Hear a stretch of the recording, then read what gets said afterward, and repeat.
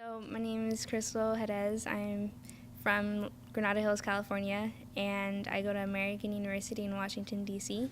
My scholarship donor is Jo Harberson, and I would really like to thank her. I did write her a thank you letter, but I felt like I was going to write a book report because there's just so much thank yous that I have for her. But yes, thank you, Jo. Because I came to the conference just expecting to polish my leadership skills because I'd never heard of it before, and it's, National Conference for College Women Student Leaders. So I was like, okay, I'll, polish those skills up. But I actually learned a lot about being an individual, being strong, being passionate and confident. And I think I learned the most from the Women of Distinction ceremony because those women just had such strong words of wisdom.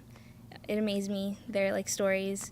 What really resonated with me was Connie Chung's "Be Aggressive." You don't really take credit for. Well, at least I know.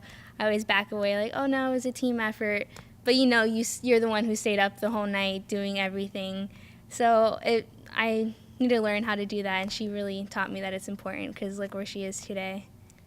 What I see is that we don't really unite together. It seems that we all compete with each other, and we see each other as enemies in competition. So I think it's hard for us to actually be sisters and form that sisterhood. One of the workshops I went to was about forming those strong relationships, and I think it's hard for us to trust each other, to support each other, and to rely on each other. So I hope we could get over that. I'm involved in multiple little clubs and organizations, but the way I see myself as a leader on campus is actually being friendly with a lot of the incoming freshmen who are multicultural, because I go to a predominantly white school, and I know it's hard for us because it's kind of like if you've never seen that person before, then you think that they don't go to our school because it's just so small. Before my freshman year started, I had to do a mandatory summer program called STEP. It stands for Summer Transitional Enrichment Program, and it's for first generation and students from a multicultural background, and it's to advance them. And I used that program to help me be a leader in becoming friendly with those students.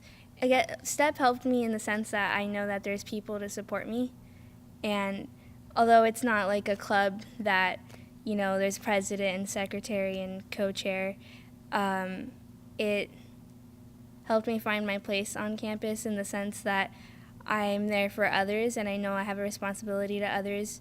So I know that I'm always going to be there for somebody, and it's a group of 40 people. So I know I'm a leader within that group of 40 people. I think a leader needs to be determined to overcome obstacles and not be so easily put down by challenges. I also think you need to be passionate, because if you do face challenges, what's going to get you through is that passion and that courage that helps you